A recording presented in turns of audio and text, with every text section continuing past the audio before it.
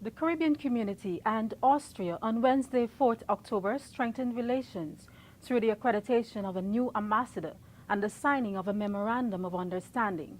Her Excellency Marian Feldman, plenipotentiary representative of the Republic of Austria, was accredited by the Caricom Secretary General Ambassador Erwin Larocque at the Georgetown, Guyana headquarters of the Caricom Secretariat. And it's a great pleasure that I receive and accept your letters of the credentials and welcome you back to our community. Thank you. I'm sure you acquitted yourself well to my predecessor, Ambassador Carrington, as you will in this term. I have no doubt. And you have our full support and that of my team as you go forward. Following the accreditation, the two parties signed a MOU with strategic focus on disaster prevention and disaster risk reduction, as well as renewable energy and energy efficiency. The CARICOM Secretary General said the MOU could not come at a more opportune time. It could not come at a more opportune time. The two areas that it covers, disaster preparedness and management and renewable energy, are very, very relevant to what we're trying to do in our region today. The whole issue of climate change is visiting upon us. In the past 2 weeks, our region has been wrecked by two hurricanes, Hurricane Irma and Hurricane Maria.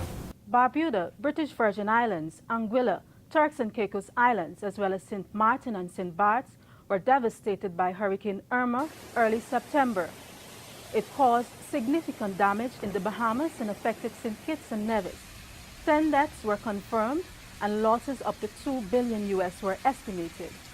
Just over 2 weeks later, Hurricane Maria struck Dominica and left in its wake 27 confirmed deaths and more than 30 people missing.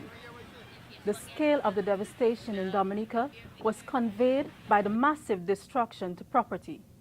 More than 95% of the island's buildings were damaged or destroyed. The island's agriculture sector and its lush rainforests were decimated. The cost of the damage could run into billions of dollars. I've had the unfortunate task of having to visit every single one of these countries of CARICOM and associate members that have been devastated, and seen it from the ground and interacting with the persons. And there's just absolutely no doubt in the minds of the people of the Caribbean that climate change is here. The CARICOM Secretary General said this unprecedented scale of destruction placed a demand for more concerted and aggressive global action to address global warming.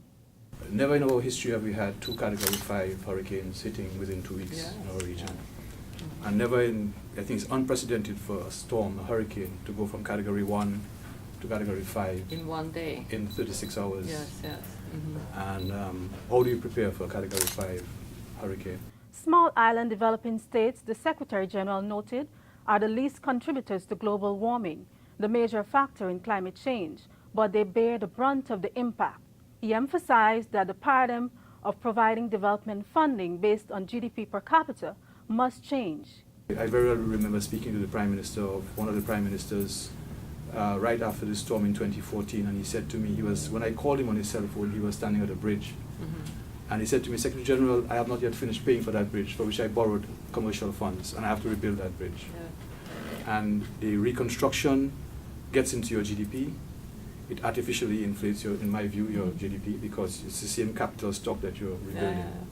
So we must do something about that.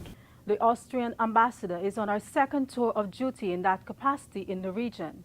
The CARICOM Secretary General noted that the community anticipated she would be a source of influence in promoting awareness of its capabilities and the limitations in its aspirations for economic development. Such limitations include some member states being labeled as non-cooperative tax jurisdictions, despite not being so categorized by the relevant global authorities. The Secretary General called on Austria to encourage other member states within the EU to desist from such punitive actions and for them to be guided by the informed positions of the Financial Action Task Force and the OECD Global Forum.